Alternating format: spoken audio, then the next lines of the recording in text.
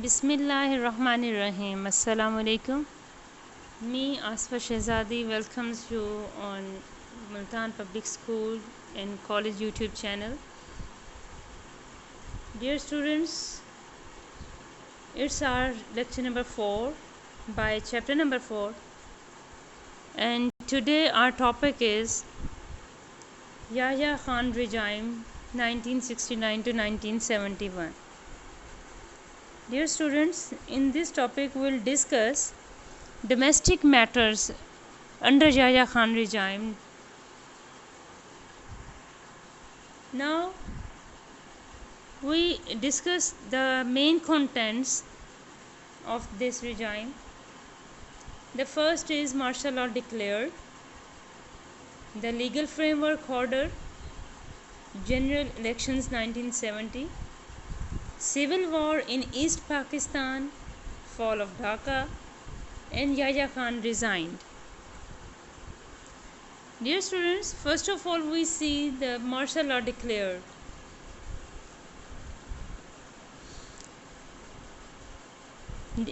In the declaration of martial law of Yahya Khan, that was for a very short time, that is from 1969 to 71. Dear students, آپ جانتے ہیں کہ before Yahya Khan, Ayub Khan was the president of Pakistan who had a long duration of government, and in his era he worked on many important projects, but in the end he couldn't maintain his as power as he had in the start. Then at least he had to resign in 20th March 1969, and he had to hand over the rule to Yahya Khan.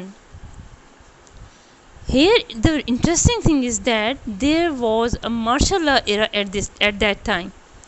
Means کہ پہلے ایوب خان نے martial law لگایا, اس کے بعد ایک اور martial law لگ گیا. مین مارشل لا کے اوپر ایک اور مارشل لا لگ جانا ایک مارشل لا ایرا تھا, کیونکہ ایوب خان بھی ایک آرمی ڈکٹیٹر تھے اور اس کے بعد یحییٰ خان آ گئے. Here I tell you one thing, that when martial law declares, then it's up to administrator either to continue the rules and regulations or abrogate them or amend them. کیونکہ جب ایوب خان کا بھی martial law لگا تھا تو انہوں نے بھی 1956 کا جو کانسٹیٹیوشن تھا اس کو ایبروگیٹ کر دیا تھا اور 1962 کا مارشل لا لانچ کیا تھا. اب جب یحییٰ خان پریزیڈنٹ بنے تو انہوں نے بھی اسی طرح کیا, انہوں نے 1962 کا جو کانسٹیٹیوشن تھا اس کو ایبروگیٹ کر دیا. جی students, you must know about that Yahya Khan assumed power as being the president and CMLA. CMLA means Chief Martial Law Administrator.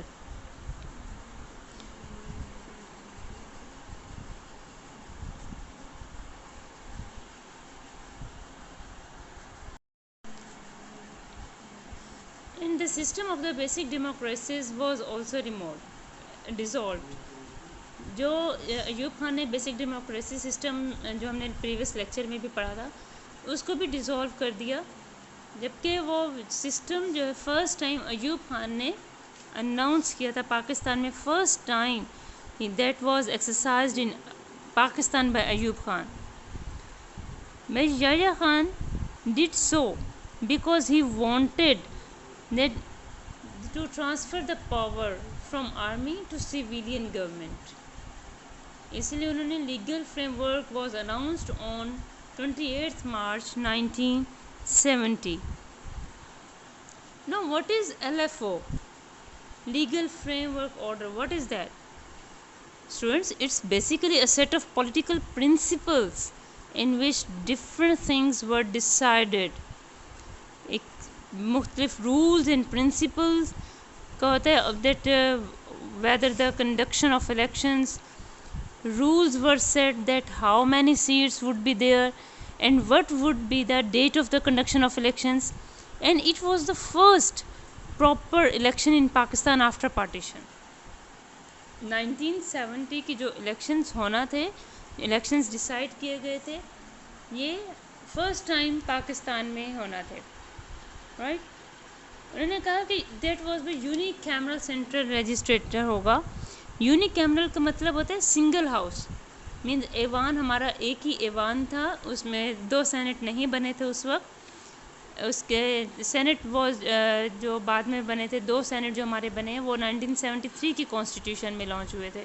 اس سے پہلے صرف نیشنل اسمبلی واز دیئر. تو سنگل ہاؤس، یونیک کیمرل میں single house تھا، وہی تھا.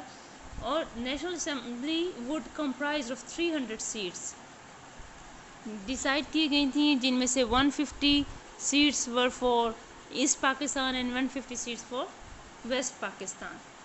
لیکن ساتھ ہی یحییٰ خان نے یہ چیز بھی اناؤنس کی تھی کہ اگر نیشنل اسمبلی 120 ڈیز کے اندر کانسٹیٹیوشن نہیں بنا سکے گی تو یہ اس اسمبلی کو ڈیزالو کر دیا جائے گا. اس کے بعد جنرل الیکشنز 1970 میں یہ فرسٹ ٹائم جو الیکشنز پراپر آرگنائزڈ فارم میں ہو رہے تھے، جس میں 300 سیٹس الیکٹ کی گئی تھیں، رکھی گئی تھیں، and that was scheduled for October 1970. لیکن یہ کچھ عرصے کے لیے پوسٹ پونڈ ہو گئے الیکشنز. کچھ ریزنز تھیں جو کہ ایسٹ پاکستان میں شروع سے ہی تھوڑے سے اختلافات پیدا ہو رہے تھے، کچھ ایسی سچویشنز کریٹ ہو رہی تھیں حالات کی وجہ سے پبلک کی طرف سے. لیکن بہرحال یہ آفٹر آل 7 دسمبر 1970 کو ہیلڈ ہو گئے. اور اس الیکشن کمپین کے دوران بھی ایسٹ پاکستان اور ویسٹ پاکستان میں رفٹ دیکھنے میں آیا، اختلافات دیکھنے میں آئے، کچھ مذاکرات تھے جو پراپر نہیں ہو پا رہے تھے. تو جب اس کا الیکشنز تو ہو گئے، ان میں جو ریزلٹ سامنے آئے اس میں ایک مین پارٹی تھی from East Pakistan, Awami League, and Pakistan Peoples Party from West Pakistan. These were the 2 main political parties in those days. East Pakistan میں اگر آپ یہ چارٹ دیکھیں، اسکرین آپ کے سامنے ہے، تو عوامی لیگ نے 160 سیٹس ون کی تھیں from East Pakistan, but no seat can won by West Pakistan. اسی طرح پاکستان پیپلز پارٹی نے ویسٹ پاکستان سے 81 سیٹس ون کی تھیں، جبکہ ایسٹ پاکستان سے ان کو کوئی سیٹ حاصل نہیں ہو سکی تھی. ٹوٹل رزلٹ اگر ہم اس پہ فوکس کریں، عوامی لیگ گاٹ پرومیننٹ ڈسٹنکشن ان الیکشنز میں.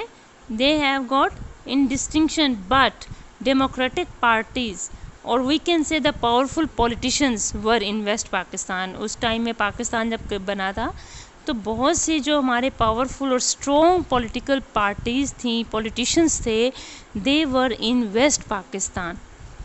لیکن پراپر ڈسٹنکشن کسے حاصل ہوئی تھی؟ عوامی لیگ کو ایسٹ پاکستان سے.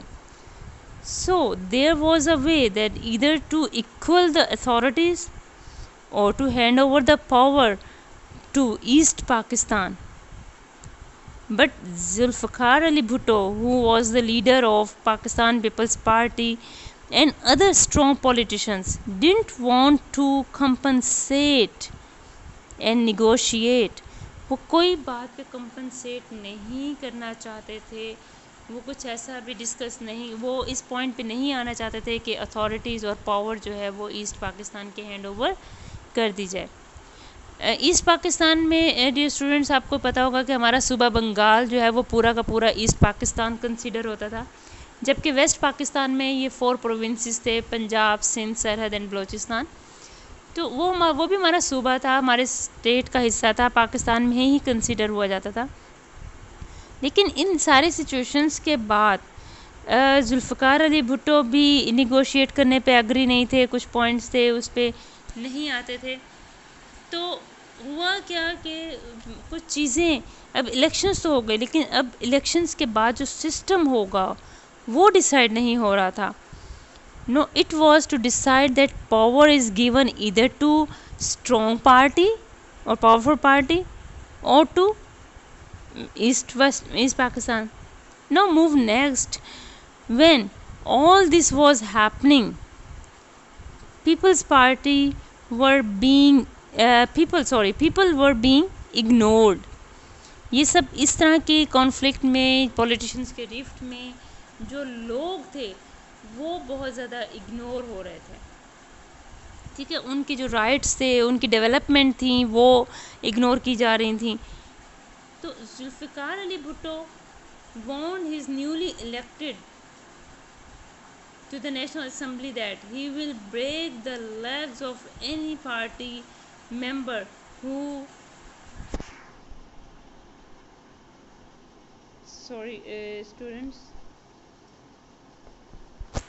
dares to attend the March third session. Because students یہاں میں تھوڑا سا آپ کو ایکسپلین کرتی چلوں کہ جب ایسا یہ سارے کانفلکشن ہوئی تھی تو یہیں سول وار سٹارٹ ہو گئی. اب سول وار کہتے ہیں خانہ جنگی کو, یعنی کہ جب گورنمنٹ اور پروونسز کے درمیان کانفلکٹ سٹارٹ ہو جائے, یعنی کسی ملک یا اسٹیٹ میں انٹرنلی اختلافات ہو جائیں, لوگ آپس میں لڑنے لگیں, تو اسے سول وار کہتے ہیں. ٹھیک ہے, تو یہ جو نیولی الیکٹڈ تھی, ہم یہ دیکھیں کہ اگر ہم اناگرل سچویشن یہاں پڑھ لیں, inaugural situation of the newly elected national assembly was scheduled on 3 March. تو ٹو مینٹین دس سچویشن, اس سچویشن جو کریٹ ہوئی تھی اس کو مینٹین کرنے کے لیے نیولی الیکٹڈ نیشنل اسمبلی نے شیڈول کیا ایک سیشن 3 مارچ کو, جبکہ ذوالفقار علی بھٹو نے اسٹرکٹلی اس کو فاربیڈ کیا اپنے اسمبلی پارٹیسپینٹس کو, پولیٹیشنس کو, ٹو اٹینڈ دس سیشن, کہ جو 3 مارچ کو سیشن ہونے جا رہا ہے اس کو اسٹرکٹلی منع کیا, سختی سے انہیں تھریٹ کیا کہ کوئی بھی اس کو اٹینڈ نہیں کرے گا. اور یہ بہرحال پوسٹ پون ہو گیا کچھ پریشر کے, ویسٹ پاکستان کے پریشر کی وجہ سے یہ یحییٰ خان نے یہ پوسٹ پون کر دی. اناگرل جو سیشن تھا وہ انہیں پوسٹ پون کرنا پڑا. تو مینی ہسٹورینز ہیں, انہوں نے اس کے بارے میں بہت سے آرٹیکلز لکھے کہ بہت کہ ایسا لگ ہی نہیں رہا تھا کہ کوئی آرگنائزڈ پولیٹیکل ڈسکشنز چل رہی ہیں. اس طرح اور بھی بہت سے آرٹیکلز اس بات پر لکھے گئے انہوں نے کہا کہ لگ ہی نہیں رہا کہ اس طرح سے کوئی آرگنائزڈ پرسن آپس میں بات کر رہے ہیں. کانفلکشن بہت زیادہ سٹارٹ ہو گئی تھی. جو پوائنٹ ایسٹ پاکستان والے بات کرتے تھے وہ ذوالفقار علی بھٹو نہیں ماننا چاہتے تھے, اور جو ذوالفقار علی بھٹو بات کرتے تھے وہ Mujib ur Rahman, Sheikh Mujib ur Rahman, who was the leader of Awami League from East Pakistan, وہ اس بات کو ایگری نہیں کرنا چاہتے تھے. تو due to all this a very حفظر situation was among public. East Pakistan میں اس طرح سے بہت سی ڈسکشنز ہونا شروع ہوئیں. 15 مارچ سے 24 مارچ تک بہت سی نیگوشیشنز ہوئیں between Sheikh Mujib Rahman and Zulfiqar Ali Bhutto. انہوں نے ڈھاکہ میں کی لیکن ناکام ہو گئے, کیونکہ بات وہی ہے کہ مجیب الرحمان بھی کسی ایک پوائنٹ پر آنے کو تیار نہیں تھے, اور نہ ہی ذوالفقار علی بھٹو کسی ایک پوائنٹ پر آنے کے لیے تیار تھے. وہ دونوں لیڈرز جو ہے وہ ایک پوائنٹ پہ ایگری نہیں ہو رہے تھے, تو نہ ہی وہ پیچھے ہٹتے تھے, کیونکہ شیخ مجیب الرحمان نے 6 پوائنٹس دیے تھے اپنی بات منوانے کے لیے کچھ, جس پر ذوالفقار علی بھٹو ایگری نہیں ہوئے. اور جب ذوالفقار علی بھٹو نے اپنے پوائنٹس دیے, نہ ہی وہ اس سے پیچھے ہٹنے کے لیے تیار تھے. مینس کہ نیگوشیشنز فیلڈ ہو گئی ان ساری سچویشنز کی وجہ سے. تو مجیب الرحمان کی ایک ہی ڈیمانڈ تھی کہ پاور ان کو ٹرانسفر کر دی جائے, کیونکہ ان کے پاس بہت زیادہ سیٹس انہوں نے ون کی تھی. اس بات کے لیے ویسٹ پاکستان کے پولیٹیشنز بالکل بھی ایگری نہیں کر رہے تھے, اور وہاں پھر بہت سی اسٹرائکس ہوئیں پورے ایسٹ پاکستان میں. اور پھر اس طرح سے فیڈرل گورنمنٹ نے جو اپنا کنٹرول تھا ایسٹ پاکستان میں وہ ختم ہو گیا ان کا کنٹرول. جیسے ایوب خان کے دور میں وہ پورے پاکستان میں کنٹرول تھا, یحییٰ خان وہ کنٹرول اپنا نہیں قابو پا سکے اس پہ, کیونکہ یہ بہت ساری اسٹرائکس ہونا شروع ہو گئے, اور ایسٹ پاکستان بہت زیادہ اس چیز کے خلاف ہو گئے, گورنمنٹ کے خلاف ہو گئے. تو انہوں نے یہاں تھوڑا سا سول وار میں ہی مکتی بانی یا لبریشن آرمی کہہ لیں, انہوں نے ایک آرمی تیار کی مکتی بانی کے نام سے, ایک فوج تیار کی ایسٹ پاکستان نے. وہ سارے موسٹلی وہ لوگ تھے, انہوں نے بنگالیزم کا جو ایک موومنٹ ہے وہ چلا لی, انہوں نے ایک وہ تھاٹ اپنے اندر پا لی تو یہ بیسیکلی آرمی جو تھی وہ ایسٹ پاکستان کے ہی لوگوں نے بنائی ہوئی تھی، اور انہوں نے بنگال کے ہی ریزسٹنس فورس، انہوں نے کہا ہم اپنے بنگال کو سیو کرنا چاہتے ہیں، اس سیو کرنے کے لیے انہوں نے بنگالی ریزسٹنس فورس بنائی تھی جو پاکستان آرمی سے ہی لڑے. اسی لیے میں نے کہا کہ یہ سول وار کہلاتی ہے، کیونکہ بنگال بھی پاکستان کا حصہ تھا، اور ظاہر ہے ویسٹ پاکستان اور ایسٹ پاکستان صرف ایریا کا فرق تھا، لیکن وہ ڈیفینیٹلی بنگال جو ہے وہ ہمارا اپنا صوبہ تھا. اور انہی کی آرمی جو ہے وہ یہ والنٹیئر لوگ تھے، انہوں نے اپنی مل کر ایک مکتی بانی کے نام سے ایک فوج بنا لی تھی کہ ہم اپنے بنگال کو سیو کرنا چاہتے ہیں، اور انہوں نے ویسٹ پاکستان کی آرمی فورس سے لڑائی شروع کر دی، اور اس کو نام دے دیا کہ بنگلہ دیش لبریشن وار ہے. ٹھیک ہے، تو اس فورس میں جو تھے جو مکتی بانی کی جو لوگ تھے، آرمی کے لوگ تھے، اس میں کچھ سویلینز بھی تھے جیسے والنٹیئر ہو جاتے ہیں، اور پاکستان آرمڈ کے فورسز کے بھی لوگ اس میں شامل تھے، یعنی کہ پاکستان آرمی میں جو بنگالی لوگ شامل تھے وہ بھی ان کے ساتھ مل گئے، اور یہ سارے مل کر انہوں نے ایک فورس بنائی. ساتھ کے ساتھ ان کو ایک اور فائدہ یہ ہو گیا کہ انڈیا جیسے کہ شروع سے یہی چاہتا تھا کہ پاکستان کو ڈیوائڈ کر دیا جائے اور دوبارہ سے بر صغیر کا حصہ بنا دیا جائے، تو انہوں نے یہی کیا کہ اس نے فوراً سے بنگالیوں کو، صوبہ بنگال کے لوگوں کو جو اس چیز کے خلاف ریبیلینز بنے ہوئے تھے، بغاوت پہ اترے ہوئے تھے، ان کا ساتھ دینا شروع کر دیا، اور ان کو سپورٹ کیا، اکنامکلی بھی، ملٹری اکوپمنٹس دے کر، اور ڈپلومیٹک سپورٹ کیا. اس طرح سے انہوں نے کیا کہا کہ ایک اور چیز انہوں نے ایک اناؤنس کی، ایک ٹائٹل دے دیا ویسٹ پاکستان کو کہ اپوزیشن چنگیز خان، کہ انہوں نے کہا کہ جو ہمارے ویسٹ پاکستان کے پولیٹیشینز ہیں، یہ لوگ جو ہیں، یہ ممبرز جو ہیں، یہ چنگیز خان ہے، یہ ہمیں مارنا چاہتے ہیں اور یہ ہمیں ختم کر دینا چاہتے ہیں. تو اس طرح سے یہ سچویشنز جو تھی وہ بہت زیادہ ورسٹ ہوتی جا رہی تھی. تو انہوں نے اس طرح سے جب سچویشنز ہو رہی تو ایک ہو گیا آپریشن سرچ لائٹ. یہ تھا ہمارے پاس کہ مارچ 26 1971 میں 26 مارچ 1970 انڈیپینڈنس آف بنگلہ دیش واز اناؤنس. انہوں نے کہا کہ یہ ہم اس طرح سے کرتے ہیں. پہلے جب یہ ساری سچویشن ہوتی ہے ہیفاظت سچویشن تھی، اب ہوا یوں کہ یحییٰ خان نے سوچا کہ ہم کیوں نہ مجیب الرحمان کو اریسٹ کر لیں. ٹھیک ہے، اب ہوا یوں کہ انہوں نے یہ کہا مجیب الرحمان کو نیگوشیشن کے لیے ویسٹ پاکستان میں انوائٹ کیا، and when he came to West Pakistan for negotiation then he was arrested. اب ریسٹ ہونا تو یہ چاہیے تھا کہ Yahya Khan must have control all this situation but couldn't do so, so he had to release Mujib ur Rahman. تو آفٹر دس اس ریسٹ کرنے کے بعد سچویشن اور ورسٹ ہوتی گئی، اور Yahya Khan could not control all this situation and he had to release Mujib Rahman.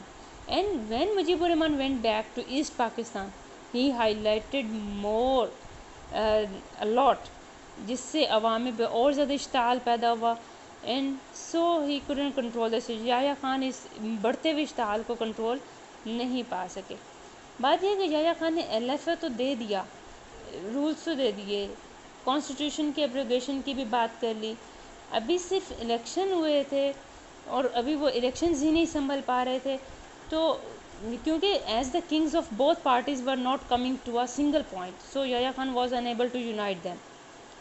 So Mujib ur Rahman started to provoke people to rebel. انہوں نے باقاعدہ اعلان بغاوت کر دیا، اور انہوں نے 26 مارچ 1971 کو انڈیپینڈنس آف بنگلہ دیش اناؤنس کر دیا، اور مجیب الرحمان نے اپنے گھر پہ اسی ڈیٹ کو 26 مارچ 1971 کو اپنے گھر پہ بنگلہ دیش کا جھنڈا لہرا دیا اور اناؤنس کر دیا کہ آج سے صبح بنگال ہمارا علیحدہ ملک ہے اور یہ ہمارا بنگلہ دیش ہے. لیکن ظاہر ہے کہ صوبہ بنگال پاکستان کا ہی پروونس تھا، اور کوئی بھی اسٹیٹ اپنے کسی بھی پروونس میں اس طرح کی ایکٹیویٹیز کو آن نہیں کرتی، وہ نہیں چاہتی کہ وہ اس طرح کے کام کرے. اچھا، ڈھاکہ یونیورسٹی میں واز اسپیشل ٹارگیٹ. مقصد یہ ہے کہ ڈھاکہ یونیورسٹی میں آپ یہ دیکھیں کہ سب سے پہلے جو زیادہ ریوولٹ شروع ہوا وہ یونیورسٹی میں شروع ہوا. انسٹیٹیوٹس میں جو ٹیچرز تھے وہ زیادہ تر ہندو تھے. انہوں نے اسٹوڈنٹس کو، جو ینگ بلڈ تھے، ینگ جنریشن تھی، ان کی برین اسٹارمنگ شروع کر دی، ان کو اکسانا شروع کر دی اسی بات پہ کہ آپ کے رولز کو کچلا جا رہا ہے، آپ کے رائٹس کو کچلا جا رہا ہے، اور آپ بنگالی ہیں، ہماری بنگالی زبان کو نیشنل لینگویج ہونا چاہیے تھا، اردو نہیں ہونا چاہیے تھا. تو اس طرح کی باتیں کر کے انہیں اتنا زیادہ اکسایا. اینڈ یو نو کہ ینگ بلڈ جو ہے وہ ایک بڑا جوش مارتا ہوا خون ہوتا ہے. And they should the strong reaction against it. اور سب سے زیادہ بغاوت جو ہے وہ اسی ینگ بلڈ نے کی، ینگ جنریشن نے کی، جو یونیورسٹی میں ٹیچرز نے برین اسٹارمنگ کی تھی اسٹوڈنٹس کی اس بات کے خلاف. تو یہاں اب ڈیفینیٹلی اگر ہوتا یہ ہے کہ صوبہ بنگال میں جو بھی ریزنز آ رہی تھیں کانفلکٹ، ان کو بیٹھ کے ڈسکس کرتے، لیکن اس ڈسکشن کا کبھی بھی کوئی ایک یونائٹڈ پوائنٹ نہیں ملا تھا. تو اس لیے سب سے بڑا ٹارگٹ جو ہے، زیادہ ریبیلینز جو ہیں وہ ڈھاکہ یونیورسٹی سے ہی ہوئے. اب مینی لیڈرز، جب یہ بات ساری ہوئی، many leaders of Awami league including Sheikh Mujib Rahman were arrested. بہت سے لیڈرز کو بھی اریسٹ کر دیا گیا، اور there were severe violation of human rights. تو بہت زیادہ اس طرح کی کانفلکشنز ہو گئیں، سچویشن بہت خراب ہو گئی، پبلک میں بہت اشتعال آ گیا، بہت بھگدڑ سی مچ گئی، حالات بہت زیادہ بدتر ہوتے گئے. یہاں بھٹو نے 15 دسمبر کو اس نے ایک ڈپلومیٹک وزٹ کیا امریکہ کا. اینڈ اس نے ایک بڑی اشتعال پسند اور بڑی غصے والی ایک تقریر کی وہاں UN سیکیورٹی کونسل میں، کہ جب یہ ساری سچویشن انہوں نے مجیب الرحمان کو گرفتار کر لیا، دوسرے لیڈرز کو گرفتار کر لیا، تو جب ذوالفقار علی بھٹو امریکہ گئے، انہوں نے بڑی ایک تقریر کی اور غصہ دلا دینے والی کہ کیا ہو گیا اگر ڈھاکہ گر جائے گا تو بھی کیا ہو جائے گا، اور اگر پورا پاکستان بھی چلا جاتا ہے ہمارے ہاتھ سے تو بھی کیا فرق پڑ جائے گا، اور پورا ویسٹ پاکستان بھی ہمارے ہاتھ سے چلا جاتا ہے تو بھی کیا فرق پڑ جائے گا. And we will build a new Pakistan. ہم ایک نیا پاکستان کریٹ کریں گے. ہم نے اس پاکستان کے لیے ہزاروں سال لڑائی کی ہے، تو ہم اس پاکستان کے لیے بھی لڑیں گے. ہم اپنے پوائنٹ سے پیچھے نہیں ہٹیں گے. مینز یہاں بھی بھٹو نے اپنے ہی پوائنٹس کی بات کی. انہوں نے وہ بالکل بھی کمپنسیشن کی طرف نہیں آئے، ایک پوائنٹ کی طرف نہیں آئے. انہوں نے کہا کہ اگر کوئی چیز ہمارے ہاتھ سے چلی بھی جاتی ہے تو ہم اس کو دوبارہ سے گین کر لیں گے، ہم ایک نیا پاکستان بنائیں گے، تو ہمیں اس چیز سے کوئی فرق نہیں پڑتا ہے. یہ جانے بغیر کہ اس اسپیچ سے آفٹر ریزلٹس جو ہیں وہ بہت زیادہ نیگیٹیو آئے تھے. بہرحال تو اینی ویز جو اواؤنٹ دیٹ اسٹل ہرٹس، ایک جو زخم ہے وہ ہمیشہ جو ہمیں دکھتا ہے، یہی کہ on 21 November India attacked on East Pakistan. It was to support Awami League. India نے اب ایسٹ پاکستان پر حملہ کر دیا اور یہ کہا کہ ہم تو عوامی لیگ کو سپورٹ کر رہے ہیں، کیونکہ ایسٹ پاکستان ان کے پاس مداخلت کا ایک رستہ آ گیا تھا. انڈیا نے ویسٹ پاکستان پہ بھی اٹیک کیا اسی طرح، جبکہ اس طرح سے بہت سے جب ہمارے اندر کی لڑائی تھی تو ویسٹ پاکستان کے آرمی فورسز اب اپنے ہی لوگوں کو، اپنے ہی آرمی کو تو نہیں مار سکتے تھے نا، تو انہوں نے سرنڈر کر لیا. تو 16 دسمبر 1971 کو Pakistan army offered surrender along with 93,000 Pakistani soldiers which were taken prisoner by Indian forces. کہا جاتا ہے کہ دیکھیں یہ ایک فگر دی گئی تھی کہ 93,000 پاکستانی سولجرز تھے اس ٹائم وہاں ایسٹ پاکستان میں، جنہوں نے سرنڈر کر لیا، ہتھیار ڈال دیے، کیونکہ وہ اپنے ہی آرمی سولجرز کے خلاف گن نہیں اٹھا سکتے تھے، نہیں مار سکتے تھے اپنے ہی لوگوں کو. انہوں نے بہرحال سرنڈر کر لیا. اس میں 93,000 میں سے کہا جاتا ہے کہ 56 to 58,000 جو سولجرز تھے وہ آرمیز کے تھے، باقی کچھ پولیس کے تھے، کچھ والنٹیئرز تھے، کچھ سیویلینز تھے، تو مختلف لوگ بھی تھے جنہیں اریسٹ کر لیا گیا تھا انڈین آرمی نے. اور کہا جاتا ہے کہ یہ فگر جو ہے وہ سیکنڈ ورلڈ وار کے بعد سب سے بڑی فگر ہے جن کو جنگی قیدی بنایا گیا تھا، جتنے لوگ جنگی قیدی بنے تھے. اور یہ ہے کہ لیکن بعد میں پاکستان آرمی کے ان لوگوں کو، جنگی قیدیوں کو چھوڑنا پڑا 73 میں، کیونکہ یہ بہت زیادہ تعداد تھی اور ان کو کنٹرول کرنا بھی مشکل تھا. تو بہرحال انڈین آرمی نے ان کو بعد میں چھوڑ دیا، کیونکہ ذوالفقار علی بھٹو نے کنڈیشن رکھی تھیں کچھ چیزوں کے اوپر کہ ہم آپ کے یہ پوائنٹس تب مانیں گے اگر آپ ہمارے جنگی قیدیوں کو ہم بنگلہ دیش کو ایکسیپٹ تب کریں گے جب آپ ہمارے ان جنگی قیدیوں کو رہا کریں گے. تو بہرحال 72 یا 73 کے اسٹارٹ میں انہوں نے ان جنگی قیدیوں کو بہرحال آزاد کر دیا تھا. اس لیے فائنلی لبریشن وار فار بنگلہ دیش واز اوور. اور بھٹو صاحب جو ہیں وہ آئے، پھر اقتدار میں آئے، اور 20 دسمبر 1971 کو یحییٰ خان نے ریزائن کر دیا اور power was transfer to Zulfiqar Ali Bhutto who was declared as president, chief martial administrator and chief of army staff. And dear students, یہ ضروری نہیں ہوتا کہ چیف مارشل ایڈمنسٹریٹر صرف آرمی سے ہی منسلک کوئی پرسن ہو، وہ سویلین بھی ہو سکتا ہے. تو اسی طرح ذوالفقار علی بھٹو ڈکلیئر ہو گئے the president of West Pakistan, and Mujib ur Rahman was declare the president of Bangladesh means asset Pakistan. اسی طرح آفٹر میتھس میں اگر ہم جائیں، آفٹر میتھس کہتے ہیں بیٹا situation that was created as a result of after any important event. کسی بھی ایونٹ کے ریزلٹس میں جو سچویشن آفٹر میں کریٹ ہوتی ہے، تو وہاں اس میں بہت سی فگرز یہاں سامنے دی گئی. برٹش میڈیکل اسٹیمیٹ نے بہت سی فگرز یہاں دی. یہ ساری فگرز دی گئی تھی کہ کتنے سویلینز ڈائیڈ ہوئے تھے اس کانفلکٹ میں، اور کتنے یونیورسٹی کے لوگ تھے جو یہاں اس میں انوالو تھے. اور اکارڈنگ ٹو سراج الرحمان نے تو یہ بھی کہا تھا کہ 3 لاکھ لوگ ہیں بنگلہ دیشی جو آفیشیلز جو تھے، وہ انہوں نے یہ فگر دی. اور حمود الرحمان کمیشن، پراپر کمیشن بٹھایا گیا تھا، اس نے ایک رپورٹ تیار کی تھی. یہ کمیشن اس رپورٹ کے بٹھانے کے لیے کہ کتنے لوگ کہاں کہاں سے تعلق رکھنے والے کس کس جگہ پہ کتنے ڈائیڈ ہوئے اور کتنے کیجولیٹیز آئیں. تو یہ ساری جو رپورٹ تیار کرنے کے لیے کمیشن بٹھایا تھا، حمود الرحمان نے ہی اس کو ہیلڈ کیا تھا، اس لیے اس کو حمود الرحمان کمیشن سے جانا جاتا ہے. انہوں نے تو بہرحال فگر دیا تھا 26,000 کی سویلین کیجولیٹیز ہوئی تھیں. تو حمود الرحمان کمیشن بھی ایک بہت امپورٹنٹ ٹاپک ہے. اگر آپ میں سے کوئی انٹرسٹ لینا چاہے تو اس کے اوپر گوگل سے سرچ کر کے اس سے آپ ڈیٹیل جان سکتے ہیں. آفٹر میتھس میں ایک اور چیز بڑا ٹائٹل میں دیا گیا تھا، history is always written by the victors. تو یہ بھی بڑا ایک ٹائٹل مشہور ہوا تھا. تو in the case of this 1971 war, the atrocities of the Pakistan army against the Bengali population during the war are well documented. بات وہی ہے کہ اسٹوڈنٹس، ایک محاورہ بہت زیادہ مشہور ہے کہ کرسی حاصل کرنے کے لیے کرسی کی ٹانگیں ہی توڑ دی گئیں. تو وہی چیز تھی کہ ان دسمبر 1971 جب پاکستان آرمی کے جو پرسنلز تھے اور سویلینز تھے وہ ایویکویٹ ہو گئے بنگلہ دیش سے، اور جب وہ ایویکویٹ ہوئے تو بہاری بھی انہوں نے بھی بنگلہ دیش کو چھوڑ دیا، کیونکہ انہوں نے ایک بات کلیئر کر دی. بہاریوں نے کہا کہ جب پاکستان کریٹ ہوا تھا، اسٹیبلش ہوا تھا، تو ہم نے پاکستان کے لیے ہجرت کی تھی، نہ کہ صرف صوبہ بنگال کے لیے. تو اس طرح بہاریوں نے بھی صوبہ بنگال کو چھوڑ دیا، وہاں سے شفٹ کر گئے. اور کہا جاتا ہے کہ ایسٹیمیٹ جو لگایا گیا ہے کہ 7,50,000 بہاری جو تھے انہوں نے بنگلہ دیش کو 1972 میں چھوڑ دیا.